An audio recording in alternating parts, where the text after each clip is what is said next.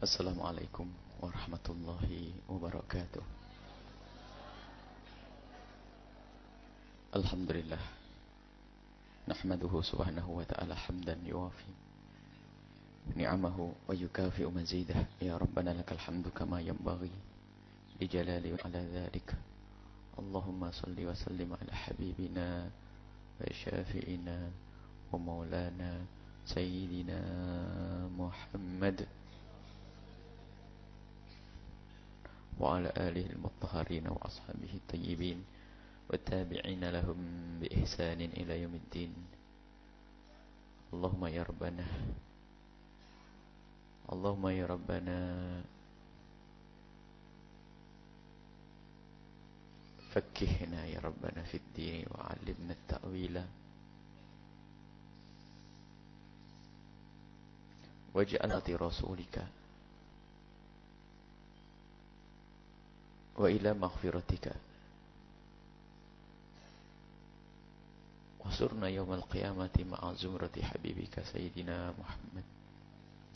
Allahumma ya Rabbana arzuqna taubata qabla al-maut wa syahadata 'inda al-maut wal jannata ba'da al-maut. Amma ba'du. Yang kami cintai, yang kami muliakan, para orang tua kami, saudara-saudari, adik-adik semuanya, para pemirsa, para pendengar dimanapun Anda berada, membaca firman-firman Allah, kemudian berusaha untuk mentadabburi firman-firman Allah sesuai dengan yang diperintahkan oleh Allah. Dan setelah itu, bagi kita memohon kepada Allah, semoga Allah memberikan kepada kita pemahaman yang benar. Dan pemahaman itu diberikan tidak harus kepada orang yang faham bahasa Arab. Sebab yang namanya faham itu lintas bahasa. Bahkan kadang tidak ada hubungannya dengan bahasa. Tapi Allah menitipkan yang membaca dengan penuh kekaguman dan penghormatan, ta'zim kepada Al-Quran. Dan dengan kecintaan maka Allah akan memberikan kepada hati seorang hamba tersebut pemahaman yang mungkin tidak bisa didapat oleh orang yang faham bahasa Arab sekalipun. Maka semoga Allah Subhanahu wa ta'ala membersihkan akal kita dari pengaruh pemahaman-pemahaman yang menjerumuskan dan menjauhkan hati kita dari kekotoran-kekotoran hawa nafsu yang kadang menjadikan seorang hamba munafik, seperti yang akan kita baca di ayat-ayat berikut ini. Dan banyak disebutkan dalam ayat-ayat yang lalu juga. Hamba-hamba yang merubah ayat-ayat atau firman-firman Allah yang diturunkan kepada nabi-nabi terdahulu. Dirubah sesuai dengan kemauan mereka. Artinya bukan mereka tidak faham bahasa wahyu yang diturunkan oleh Allah kepada mereka, bahkan mereka hebat sekali, luar biasa. Karena mereka ulama-ulama Yahudi, mereka bisa membaca kitab Taurat yang diturunkan kepada nabi mereka dan Al-Quran. Faham bahasa Al-Quran, tapi hatinya telah dikotori dengan hawa nafsu, penuh dengan kemunafikan. Sehingga di saat membaca Al-Quran pun yang tergambar di dalam akalnya adalah penafsiran-penafsiran yang sesuai dengan hawa nafsunya. Sehingga muncullah tafsir-tafsir yang aneh-aneh, sehingga bertentangan dengan para ulama-ulama terdahulu.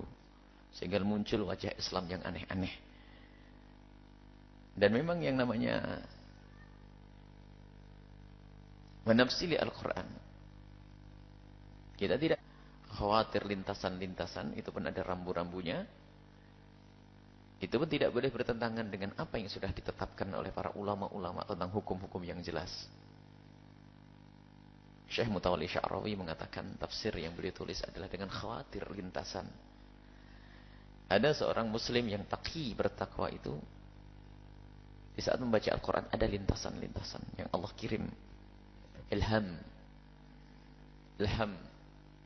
Ada ilham dari malaikat, dari Allah, ada ilham dari syaitan. Akan tapi bagi orang yang bertakwa selalu mendapatkan ilham dari Allah. Sehingga yang indah adalah Syekh Mutawalli Sya'rawi. Beliau adalah sering mengeluarkan satu kalimat-kalimat tentang makna-makna di dalam Al-Quran yang tidak pernah disebutkan oleh para ulama terdahulu. Dan tidak bertentangan dengan apa yang telah didatangkan ulama terdahulu. Dan semoga Allah menjadikan kita adalah hamba-hamba yang bertakwa yang sesungguhnya. Sehingga di saat membaca Al-Quran ada lintasan-lintasan kemuliaan. Tapi kadang ada ilham fujur, ilham kejelekan, ilham kekejian. Membaca Al-Quran terlintas di benaknya adalah kepentingan pribadinya. Untuk membenarkan kesalahan yang pernah dilakukannya. Ada. Jadi baca Al-Quran, baca akan tapi terus diikuti oleh setannya. Sehingga dia seolah-olah mendapatkan hujah untuk membela kebatilan yang selama ini pernah disuarakan. Inilah Islam ngaco, liberal, Islam aneh-aneh. Islam merendahkan syariat Nabi Sallallahu Alaihi Wasallam. Dia membaca Al-Quran dan dibimbing oleh setan untuk punya penafsiran-penafsiran yang aneh. Jadi itulah hamba-hamba yang tersesat. Nah, di situ ada orang munafik dan orang yang beriman. Sehingga orang Yahudi sendiri lebih aman daripada orang munafik. Biarpun amannya pun bukan di wilayah keselamatan di akhirat nanti. Coba akan disebutkan di ayat yang akan kita baca berikut ini. Surat An-Nisa. Ayat berapa? 57. A'udzubillahi minasyaitonirrajim. Berapa? 60. A'udzubillahi minasyaitonirrajim. Bismillahirrahmanirrahim. Unzila ilaika wa ma unzila min qablika yuriduna an yatahakamu ila at-taghuti wa qad umiru an yakfuru bihi wa yuridu asyaitanu an yudillahum dhalalan ba'ida. وإذا قيل لهم تعالوا إلى ما أنزل الله وإلى الرسول رأيت المنافقين يسدون عنك سدودا فكيف إذا أصابتهم مصيبة بما قدمت أيديهم ثم جاءوك يحلفون بالله إن أردنا إلا إحسانا وتوفيقا ألم تر إلى الذين يزعمون. Apakah engkau tidak melihat mereka yang kelezam itu satu praduga yang mendekatkan kepada dusta. Matiyatul kidhib katanya itu dikatakan kendaraan. Jadi kalau sudah pakai zam, dugaan itu nanti ngomongnya babnya bohong. Yaz'amuna annahum amanu. Mereka itu menduga kalau dia itu beriman. Tapi sebetulnya punya iman mereka orang munafik. Dusta dengan kalimat iman yang ia ikrarkan dengan lidahnya. Beriman kepada Allah. Beriman kepada Rasulullah. Beriman kitabullah. Dia mengaku dengan lidahnya. Dan dia menduga dia telah beriman ya. Kalau ditanya kamu Islam, umat Nabi Muhammad. Oh, hebat.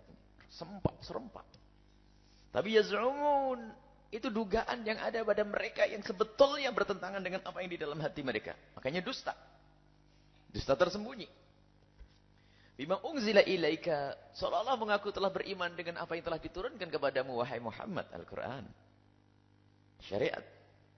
Wa ma unzila min qablika, dengan kitab suci yang diturunkan kepada nabi-nabi sebelummu. Mereka seperti orang beriman. Yang pertama adalah orang munafik, yang kedua adalah orang Yahudi. Yang pertama orang munafik. Munafik mengaku iman kepada Nabi Muhammad sallallahu alaihi wasallam. Yas'umuna annahum amanu bi Rasulillah. Mereka mengaku seolah beriman kepada Nabi Muhammad, sanding dengan Nabi, salat dengan Nabi.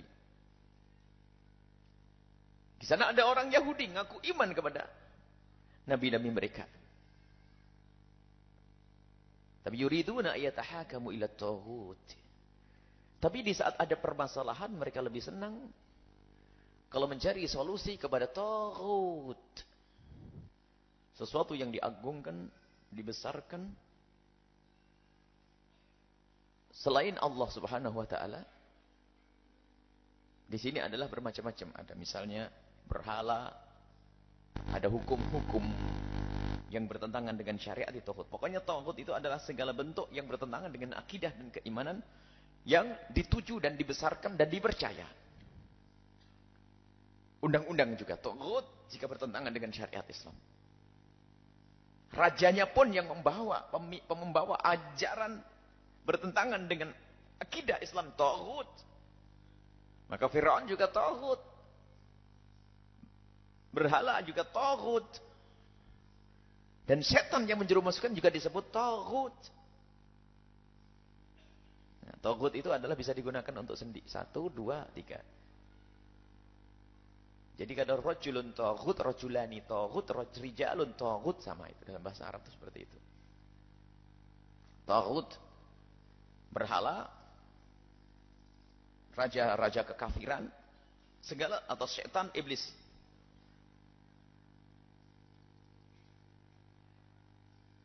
Waqad umiru ayakfuru bihi, padahal sudah diperintahkan mereka itu yang ngaku beriman itu sudah ngerti ada perintah. Jangan kau datang kepada taghut. Jangan kau datang kepada orang yang membawa kekafiran. Jangan kau datang kepada berhala. Tapi ingin wa yuridu syaitanu ayyudillahum. Tapi setan itu terus membisikkan di hati mereka semakin jauh dan semakin jauh. Ini dikisahkan ada orang Yahudi. Orang Yahudi dengan orang Muslim tapi munafik. Terjadi permasalahan. Orang Yahudi itu diam-diam sebetulnya mereka percaya kalau Nabi Muhammad adalah adil, tidak pernah pincang dalam menegakkan hukum. Di dalam hatinya, cuman karena dikuasai oleh kesombongan, maka adalah Nabi yang adil, bijak. Tapi sebaliknya orang munafik ini betul-betul ingkar, ditutup hatinya sudah. Kalau orang Yahudi bukan dibuka hatinya. Hatinya itu sadar tapi ditutup oleh kesombongannya. Makanya kesombongan itu menjadi sebab kekafiran. Biarpun natijahnya hasilnya sama-sama orang kafir nanti akhir. Cuman kalau orang munafik lihat dari hatinya itu sudah tidak ada. Enggak ada mahabbah kepada Nabi, tidak ada cinta, hanya karena ikut-ikutan. Sehingga di dunianya ada seperti orang yang beriman, kadang pakai baju kita, sholat bersama kita. Kalau orang Yahudi di luar kita, tapi diam-diam hatinya masih percaya ke Nabi. Nah, bermasalah mereka. Ternyata di saat nyari penegak hukum, orang Yahudi datang ke Rasulullah sallallahu alaihi wasallam. Orang Yahudi datang ke Rasul. Aneh kan? Orang Islam yang munafik ini datang ke Ka'ab bin Ashraf, pembesar Yahudi. Terjadi ini. Ngeplek zaman sekarang orang-orang yang aneh liberal itu.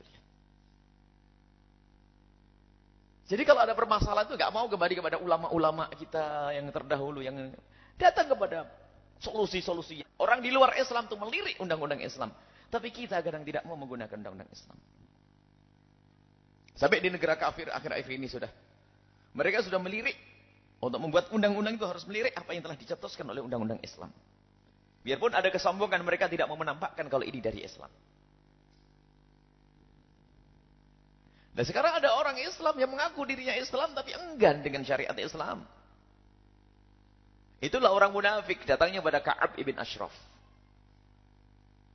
Bukan datang kepada Rasul sallallahu alaihi wasallam. Tapi Yahudi lihat. Begitulah keadaan ini. Yahudi maksudnya itu simbol kekafiran. Orang-orang di luar Islam ternyata membidik. Melirik kepada apa yang telah didatangkan oleh Islam. Orang Yahudi datang ke Rasulullah. Dua-duanya adalah sama-sama. Orang Yahudi itu pada akhirnya adalah orang yang ingkar dengan Nabi karena kesombongannya. Kalau seandainya kesombongan itu dicabut, hilang, langsung dia pasrah. Tapi orang munafik, naudzubillah, paling merepotkan orang. Orang Islam yang bertakwa karuan dia, ada tanda dia adalah orang beriman, jelas dia beriman, takwa, hatinya sambung kepada Nabi. Orang Yahudi karuan dia, memang dari sanad keyakinannya adalah tidak benar, jelas. Tapi orang munafik ini betul-betul membuat heboh. Oh, penjahat paling jahat ini. Kalau siang hari bersama Nabi Muhammad SAW, kalau di malam hari mereka bersama musuh-musuh Nabi Muhammad. Itu orang Yahudi. Sesaat di sana, sesaat di sini. Dan keadaannya memang begitu. Kalau ditanya organisasi semua apa? Organisasi Islam. Dan dia berjuang seolah-olah. Tapi kalau lagi bisik-bisik dengan orang Yahudi merendahkan Islam. Tiba-tiba muncul cetusan-cetusan yang merugikan umat Islam. Tidak bisa diajak menegakkan kebenaran. Melawan kemungkaran. Akidah-akidah Islam. Nggak bisa. Itu munafik. Kita tidak mengatakan mereka kafir. Munafik. Kafir batin urusannya dengan Allah. Memang kita tidak boleh mengatakan kamu munafik. Akan tapi cara hidup seperti itu. Cara hidupnya orang munafik. Sehingga musuhnya pun adalah orang Islam sendiri. Dia ada membuat di kalangan umat Islam sendiri menjadi berantem, bermusuhan.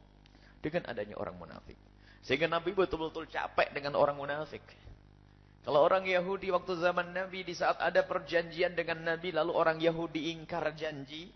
Janji damai, janji hidup berdampingan, janji untuk saling tolong menolong. Ternyata orang Yahudi mengingkari. Nabi datang kepada mereka, mereka ketakutan. Selesai. Dan berjanji untuk tidak mengulangi dan seterusnya. Beres orang Yahudi. Tapi di saat ada orang munafik yang sholatnya dengan Nabi di siang hari, karena siang hari kelihatan, karena dulu nggak ada listrik. Kalau malam hari nggak pernah kelihatan. Sudah. Mereka ngobrol di tempat-tempat ngobrol bersama orang Yahudi. Ini yang membingungkan Nabi SAW waktu itu. Jaga Islam. Tapi tujuannya adalah merusak Islam. Dan bentuknya pun nggak main-main, bukan sekedar sekolahan. Akan masjid. Masjid Yahudi. Orang Islam yang bekerja sama bisik-bisik dengan orang Yahudi. Untuk membuat masjid. Tapi masjid ini masjid fitnah. Atas nama masjid tapi akan keluar cetusan-cetusan yang merusak umat Islam nanti. Merendahkan Islam. Masjid. Apa Nabi perintahkan? Hancurkan itu.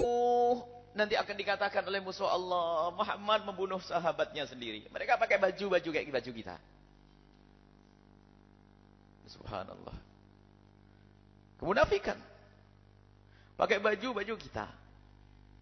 Sementara dia lebih akrab dengan orang di luar Islam. Lihat kalau sudah ada umat Islam itu terbantai, tertindas dan sebagainya. Ya cuman ya kita harus sabar, kita harus ini. Tapi giliran ada satu orang Nasrani misalnya. Nggak ada dalam sejarah Islam membantai itu. Dan Islam melarang. Bahkan dalam peperangan pun sangat indah di dalam Islam. Yang akhir-akhir ini dibaca oleh dunia. Tentang cara berperang dalam Islam tidak pernah ada di agama-agama lain. Bagaimana perang dalam Islam itu lihat. Tidak boleh membunuh anak kecil. Dan itu jadi bukan undang-undang. Ini larangan dari Nabi mulia Nabi SAW. Bukan sekedar undang-undang yang dibuat. Dan undang-undang dari Allah itu saat ini adalah undang-undang dibuat karena berdasarkan kejadian. Tapi kalau undang-undang Allah ini sesuatu yang belum terjadi. Kalau bahasa medis adalah kalau undang-undang yang dibuat manusia adalah untuk ngobati. Tapi apa yang dibuat oleh Allah untuk menjaga. Agar orang tidak masuk di dalam kesalahan tersebut atau dosa tersebut. Oh luar biasa. Karena Allah yang mengetahui tentang hambanya. Nah ini. Undang-undang, peraturan. Mereka sudah membidik kepada undang-undang Islam. Jangan membunuh wanita. Kecuali wanita yang ikut perang di medan laga lalu mengganggu, dibunuh kalau enggak. Kalau wanita. Jangan membunuh orang tua. Jangan merusak ternak dan tanaman. Lihat. Sekarang pakai bom hancur sak ternaknya. Bahkan strategi perang-perang mereka itu adalah menghancurkan makanan. Naudzubillah. Gimana? Ajib dalam Islam pun kalau perang pun kalau dalam laga kasih makan dulu deh. Itu orang anak-anak ngelaparnya itu. Misalnya terjadi peperangan antara negeri Islam dengan negeri kafir. Kita tidak diperkenankan membiarkan anak-anak kecil kelaparan. Kok ada perang begitu? Ya itulah perang diajarkan. Karena Islam bukan untuk menjajah. Tapi perangan dalam wa idza qila lahum ta'alu ila ma anzalallahu wa ila rasul. Ini khusus yang diajak bicara orang-orang munafik. Diajak kepada syariat Islam. Diajak kepada wa idza qila lahum kalau sudah diseru mereka. Ta'alu ayo kembali kepada syariat Nabi Muhammad yang sudah dijelaskan oleh para ulama, hukum-hukum yang sudah jelas tuh yang sudah Sudah dibukukan. Indah itu. Ra'aital munafiqina, engkau akan melihat orang-orang munafik. Yang pakai label ustad. Doktor syariat mungkin. Atas nama agama. Ahli kajian Islam. Ra'aital munafiqina. Engkau akan melihat orang-orang munafik yasudduna anka sududa. Berusaha sekuat-kuatnya untuk berpaling darimu wahai Muhammad. Menjauh darimu wahai Muhammad. Bermacam-macam cara. Pokoknya pengen menjauhkan dari syariat Nabi Muhammad SAW. Mulai dari yang namanya jilbab, mulai dirubah karena macam-macam alasan. Sesaat mengatakan, ya itu hanya sekedar budaya orang Arab saja. Bahkan ada kalimat yang ditulis tahun berapa itu, subhanallah. Jadi katanya pakai hijab begini ini hanya budaya Arab. Ini nggak punya iman dia. Wah, ini digedekan oleh orang Islam. Oleh organisasi Islam paling gede lagi. Innalillah. Padahal kalimatnya itu apa? Hijab, jilbab, cadar. Itu adalah tradisi Arab karena orang Arab tuh orangnya berlingasan. Libidonya tinggi sehingga harus wanitanya ditutup. Ini kan kurang ajar. Ada orang kayak begitu kok dibesarkan.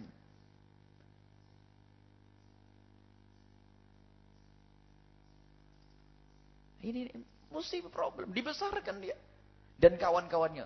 Sampai mau dicalonkan misalnya jadi ketua organisasi pergerakan Islam nasional. Misalnya itu. Enggak, kita jadi tidak mau fitnah. Ini ada orang dibesarkan model begitu. Orang Islam yang mengangkat. Padahal dia sendiri dengan Arab. Yang Nabi sendiri lihat Arab secara umum. Memang Arab ada orang Arab fasik. Tapi sisi Arab sendiri ada Nabi di situ. Nabi Arabi. Ahibbul Araba. Cintai Arab karena aku Arab. Bukan masalah fanatik suku, fanatik kearaban. Tidak, karena ada Nabi di situ. Maka kalau engkau mencintai karena Nabi, engkau dapat seperti itu. Hal kalimat-kalimat tidak pantas. Dan itu kami balas waktu itu tulisan itu. Masalah jilbab, masalah cadar, masalah hijab. Dikatakan itu hanya karena orang Arab itu, matanya itu, libido yang gede, belingasan, bahasanya bahasa kotor, sehingga wanitanya perlu ditutup. Kalau tidak bahaya, ini kan kurang ajar. Ini kalimat kurang ajar yang dihadirkan oleh orang-orang semacam itu kepada Islam. Makanya wahai para bapak ibu, hati-hati berguru, belajar agama. Sekarang Islam sudah diacak-acak oleh musuh-musuh Allah.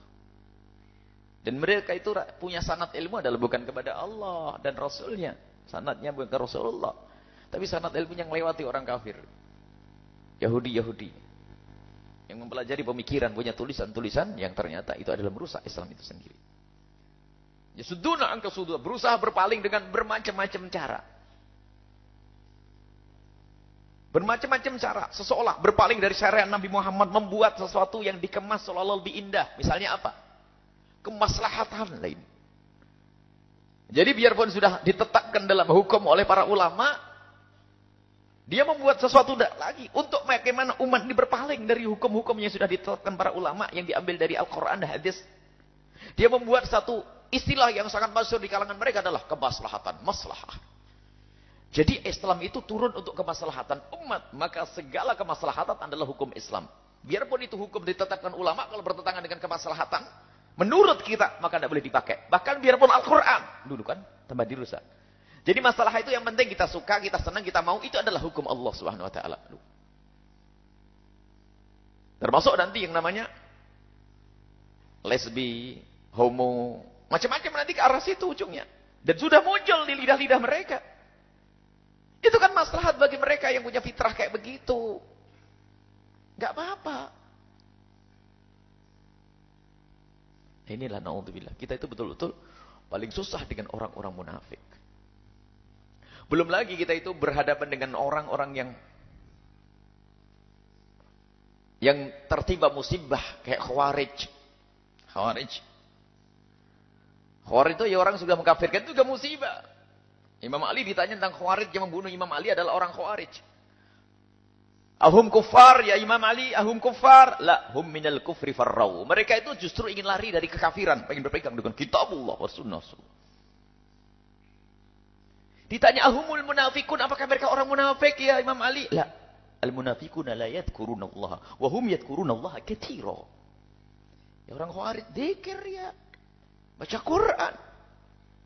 Man haula manhum? Siapa mereka? Hum qaumun asabathum musibatun fa'ammu wa sammu. Mereka adalah orang yang tertimpa musibah, fitnah di dalam hatinya sehingga buta mata, tidak bisa dengar kebenaran, sehingga mudah membunuh orang lain. Allah. Ini juga muncul loh orang-orang kayak begini.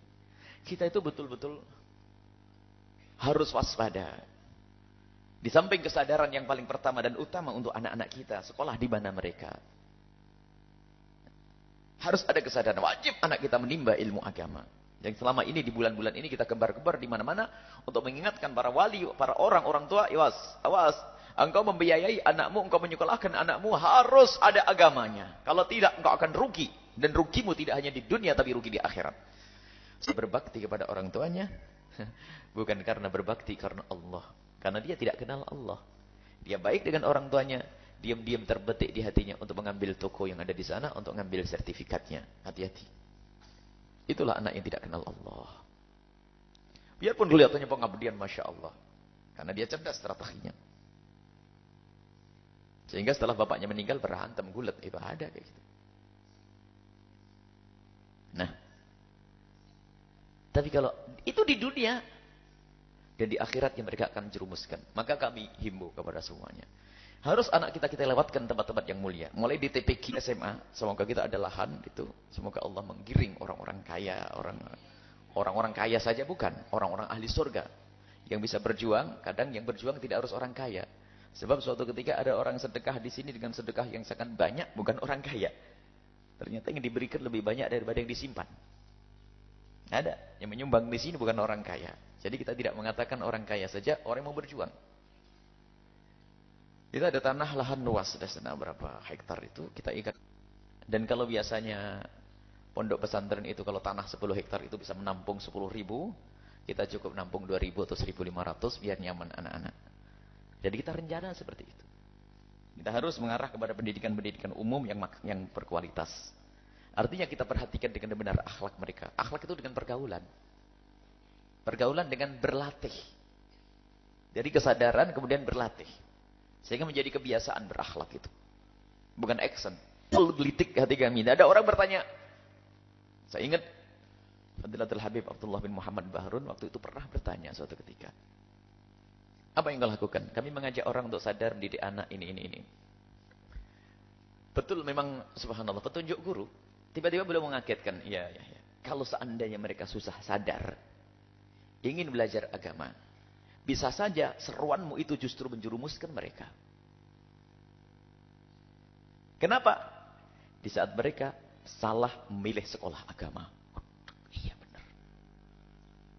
Sadar mencari agama. Sadar tidak cukup. Kadang-kadang setelah sadar ingin belajar agama. Labelnya Islam. Tapi ada Islamnya orang munafik. Ada Islamnya orang khawarij. Ada.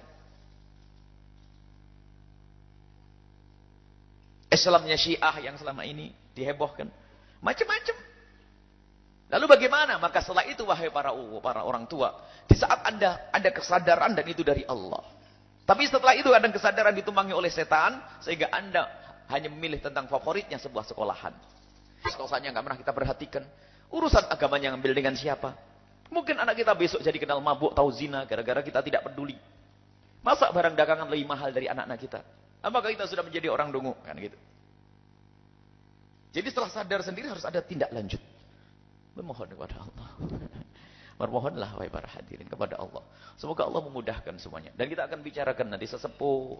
Namanya majelis ulama. Teman-teman berjuang mereka berpikir terus. Dan berpikir sendiri adalah ibadah. Terus pikirkan ini semuanya perjuangan. Kita baru SD, SMP. Nanti lagi SMA. Perguruan tinggi boleh. Akan tapi kita harus ini paling penting mendasar nih. Dan kita juga punya rencana, punya keinginan ingin membuat pesantren-pesantren mahasiswa di setiap kampus besar. Artinya tidak ada kampus besar kecuali kita harus punya tempat untuk menampung anak-anak mahasiswa. Dan di situ kita buatkan kurikulum yang jelas. Bukan hanya mereka nginep di rumah kita, tidak. Tapi mereka kita beri. Dan tidak kita ganggu waktu mereka.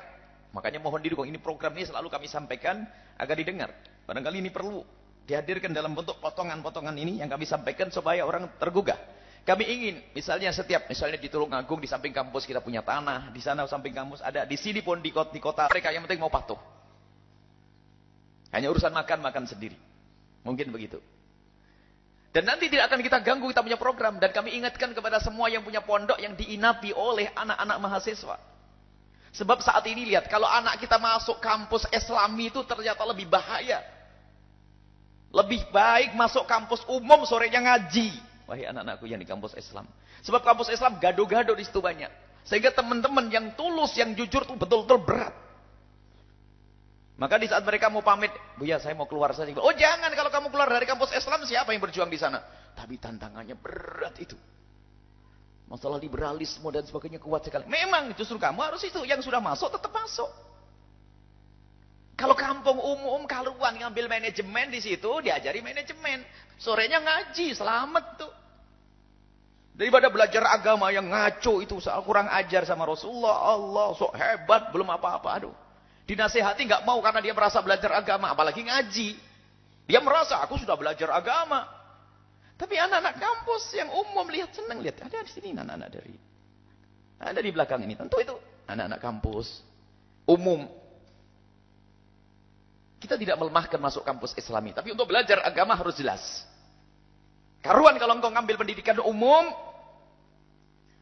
ini biar kampus-kampus Islam itu membuat perubahan. Memang ada beberapa kampus Islam yang menjaga akidah, ada. Tapi banyak kampus Islam yang sudah besar itu macam gado-gado sulah. Doktor-doktornya itu, aduh, yang seolah-olah lebih hebat dari Imam Syafi'i. Lebih usuk dari Imam Hasan Basri, seolah-olah. Jadi kalau ngomong seenaknya itu ada. Nah ini kalau dosen-dosen yang datang ke sini jangan keluar Anda. Hai para dosen yang sudah masuk kampus-kampus Islam, Anda terus berjuang di situ. Perjuangan Anda hebat untuk mempertahankan akidah umat Nabi Muhammad. Terus di situ, jangan keluar. Kalau keluar siapa yang berjuang di situ? Nah kita ingin membuat pesantren mahasiswa, maka dari itu wahai para pesantren yang diinepi oleh anak-anak kampus itu, tolong dibuatkan program yang khusus. Kita akan susun kurikulum ini. Dan nanti anak-anak yang belajar dengan kita kasih sertifikat biar sambung sanad ilmunya nanti. Apa ijazah lah, ringan-ringanan. Biar sambung mereka. Kita hanya beri pelajaran.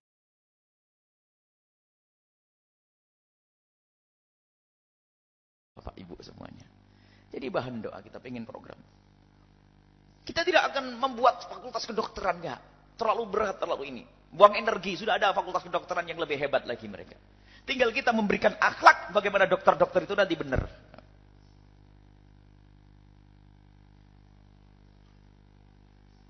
Kita tidak akan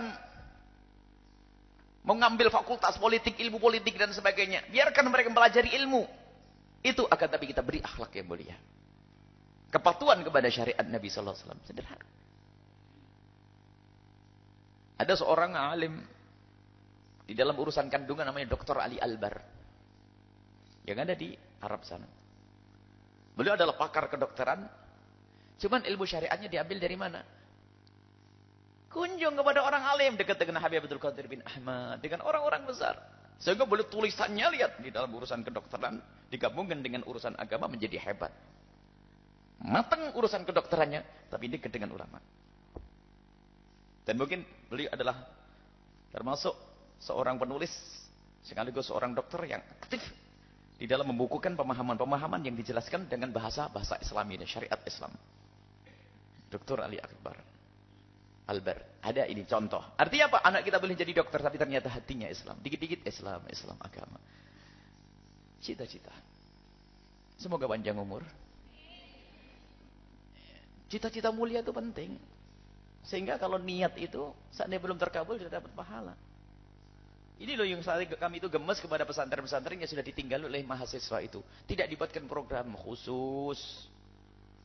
Program khusus sudah jangan dicampur dengan mereka. Sedikit. Sehingga waktunya tidak keganggu untuk di kampus nanti. Setelah belajar agama kilat dengan kita. Insya Allah. Semoga Allah memudahkan. Banyak setelah kita ngomong gini, Buya, di Al-Bahjah saja. Oh entar. Jangan dirusak anak Al-Bahjah dulu nih. Kita pengen buat program khusus. Kita tidak mungkin ada informasi keluar masuk. Kita buatkan program khusus yang mereka anak kampus khusus. Kalau di sini dikasih anak kampus, anak luar, anak SMA mondok di sini, nginep di sini, belum terprogram. Bukan mereka yang baik, malah yang di dalam rusak. Ada yang punya ini, berita, masya Allah. Harus dipersiapkan. Makanya tolong, ayo siapa yang punya?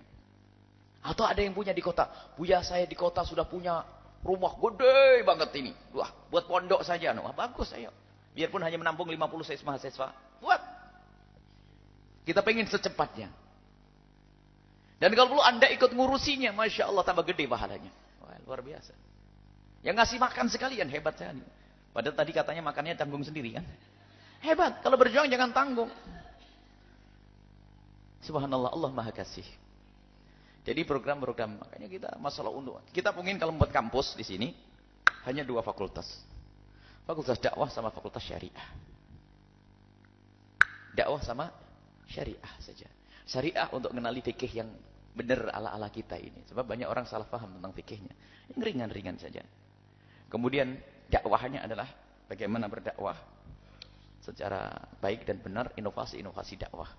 Adapun yang lainnya kita serahkan ke kampus-kampus. Kalau pengen menambah nanti akidah. Belajar ya usuluddin. Supaya tidak masuk usuluddin yang ngaco dan gado-gado. Sebab usuluddin di kampus-kampus besar itu, waduh, diajari sombong itu. Kayak lebih hebat dari Imam Ghazali rahimahullah. Wah, guayanya ngeritik Al-Quran. Sallallahu bahasanya anginnya tuh naik ke dada itu. Nah, subhanallah. Semoga Allah mengampuni semuanya. Semoga Allah mengkabul. Wallahu a'lam bissawab.